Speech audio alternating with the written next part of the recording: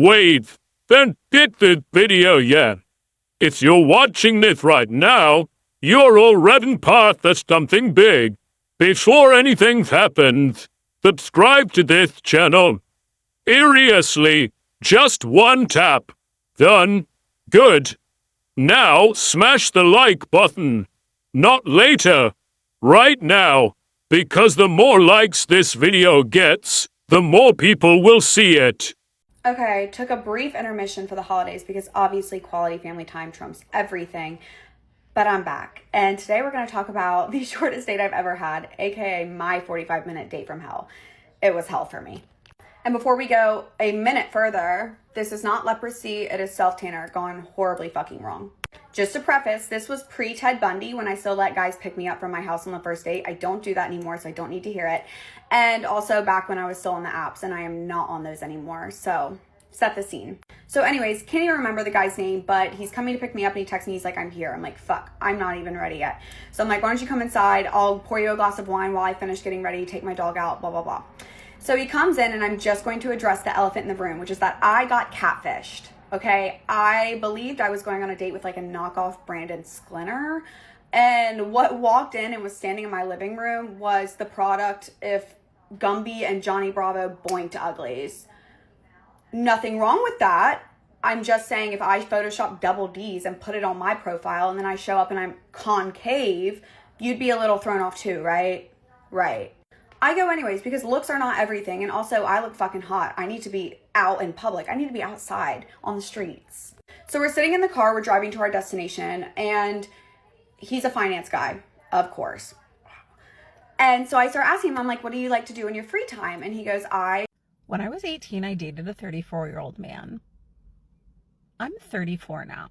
And let's be clear, I was in high school when we started dating. I think about it now, as a 34-year-old, I legitimately, I fought. I was 18, my whole entire family, because I was going to book it, because of course he was out of state, we met online. So I was going to book it and live with him without telling anybody. P.S. None of my family even knew we were dating at this point. I literally left oh my God, this is crazy. I left a note on my kitchen table. I was just like, peace, and my best friend was going to drop me off at the airport, and I was literally just going to leave the state. Now that didn't happen, but as an 18-year-old, then my family obviously found out. And if you want a story time, I can get into that story time because it is legitimately fucking crazy. But so anyways, my family finds out. They all come around. Story time on the worst first date I have ever been on in my entire life. A little backstory. I honestly go on dates for the plot. Just because I get bored. Okay, so Tinder guy. Red flag in itself. He wants to go stargazing, which, at first thought, it might be cute. Don't go stargazing with a random man on the internet. So, he is the legal drinking age in my where I live. I am not. Keep that. I'm a legal adult, but not legal adult enough to legally drink alcohol. So keep that in mind. So, we stop by a gas station. He picks me up. I'm already kind of just I don't know, not really feeling it. We're 10 minutes in. We haven't even got to the destination yet. And I'm just damn, I'm not going out with this guy yet. When you go on a date and, you realize pretty early on into the first date there won't be a second. Yeah, I was feeling that. Except I actually didn't even want there to be a first anymore. But I was just God, it's too late. I have to commit to the bit. So I did. He buys, just a little drink. Little drink for drinking, And there is no way in hell. Never let a man come over to your house after a first date. And if you used to do that, you're not going to do that after this story time. Let's go.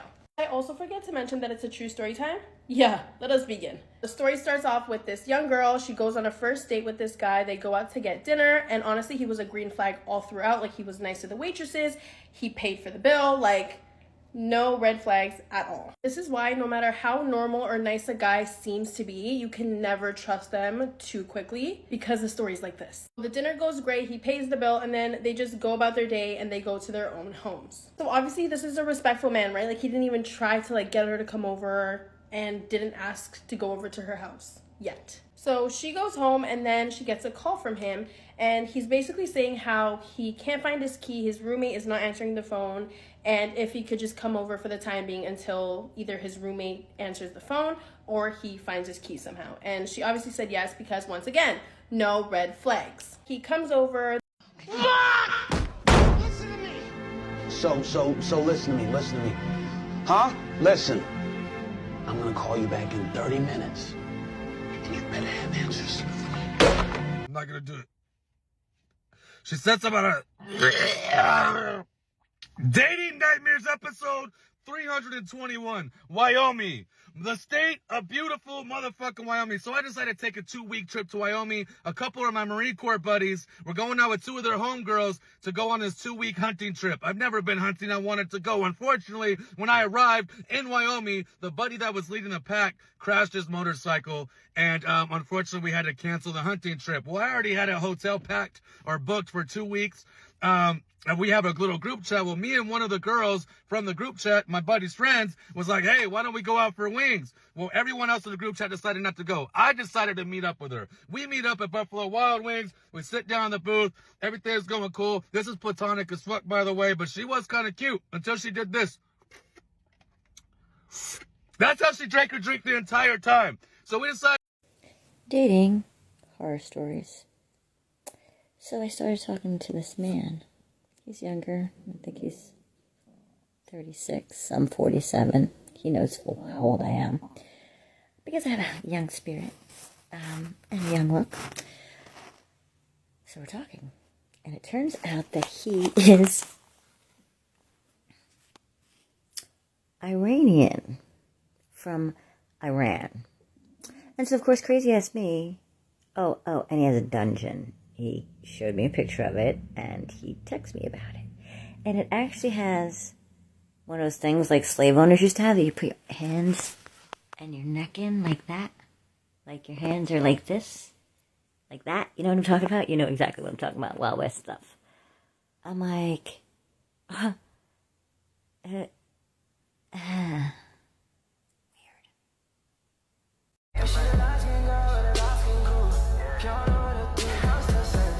Get ready with me while I tell you my Tinder nightmare story time.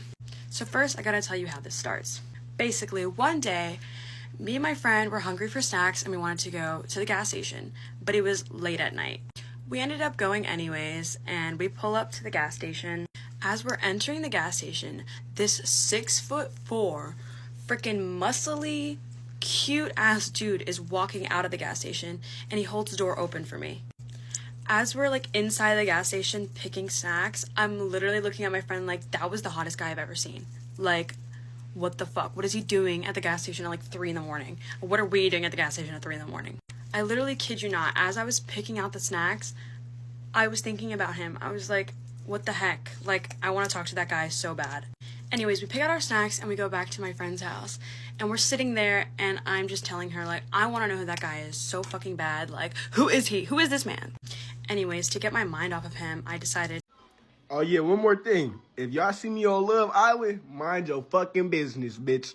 I'm trying to find love, bitch. Y'all had y'all motherfucking chance. Grab a snack, grab a drink, get cozy. This story is absolutely insane. This happened a little over a year and a half ago. This guy comes into my place of work. For privacy reasons, I am not going to share where I was working or why he was there. But he was around my age, very cute, and there's definitely a flirty vibe going on. Now, I am a professional, so I'm not going to make a move at my place of work, but there was definitely a vibe going on there. So he leaves, and of course, I'm like, that's probably the last time I'll ever see that man again. I'll miss him. Then the next day, I get a follow request on Instagram from him. This is the ideal scenario. This means that this man had to go home, Google my place of work, figure out my name, my first name, my last name, find my socials. I know it's not that hard in today's day and age, but if he wanted to, he would. And he wanted to, and he did. He sends me a message on Instagram and we start DMing back and forth. This is just the best case scenario. So after texting for a couple days, he sets up a date and we go on our date and... So once you get past that superficial shit for about 2.5 hours and your fingers hurt because you're like messaging each other, right? Because nobody takes initiative to talk anymore. Everybody hides behind their phone. Well, then that's when I'll say, why don't we see each other FaceTime? Now you get 3 type of guys. You got one that hides behind his phone and never fucking answers. They're like, oh, heck no, because I look like shit, so I don't want you to see what I look like. So you never hear back from them. Then you get the guy that right away freaking calls you from the app. And you're like, oh shit, did I just say that? I'm not even ready. Like, I'm in my pajama. I've got a bun on my head. I smell like ass.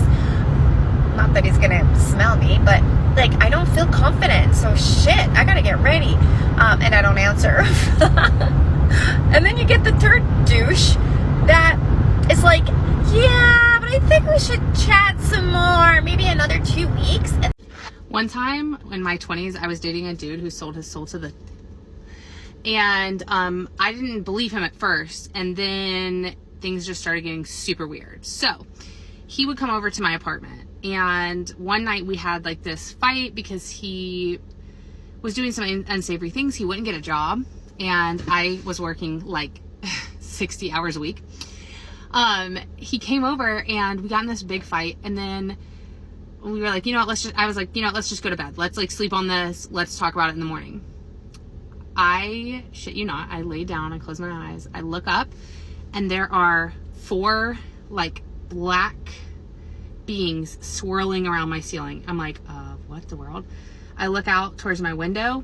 There's a male figure standing at my window. And I'm like, you guys, so I've seen ghosts before, so I was like, you all are not welcome here. The scariest part of the date was how normal it started. We met for coffee daytime, public safe. That's why I ignored the feeling in my chest. He never took his eyes off me, didn't blink much, just listened, like he was memorizing me. When the barista called my name, he smiled and said, "Funny, that's not the name you usually use." I laughed it off. I shouldn't have. Halfway through, he slid his phone across the table.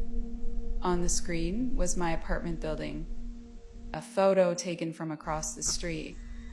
He said, calm and quiet. I like to see where things end before they begin. I stood up. What happened to your eye? I just have really bad hay fever, so they go a bit bloodshot and swollen sometimes. The pollen this year is just absolutely wild. So I was on a date last night, more specifically a Yochi date. And I'm going to keep this short and sharp because I know people like to keep their Yochi date stories quite long and they drag them out a little bit. So anyways, pick up my friend for the night. All goes well. Gets in the car, chatting, all sweet, no awkward tension. I'm like, sweet, this is going so well, loving it. Chemistry's there. Pull into Yoch, stroll in. I grab the normal size cup, right? Like the small one. That's all you need. Anything else, outrageous. Middle cup, if you're grabbing that, it's like, okay, you must be really hungry. The big cup, that's just outrageous. That's just simply like, you don't need that much. That's just a gluttonous amount of frozen yogurt. Anyways, grab my cup. I see that my date grabs the big cup. I'm like, whoa, that could be an issue. I went on a very scary date the other day, and I just want to let you guys know to be aware because this is honestly not even funny, even though I'm making it a joke. Basically, so we went on a date one day after work, and it was a Saturday, but I had work the next day, and we met up at this bar, and the bar conveniently had unlimited drinks or something like that for like $30, whatever. So it was unlimited drinks for $30, I think, for 90 minutes. And then also you had to get an entree. So he's like, oh yeah, what are the odds? Like, this place has unlimited drinks. Like, haha, like, you didn't fucking know.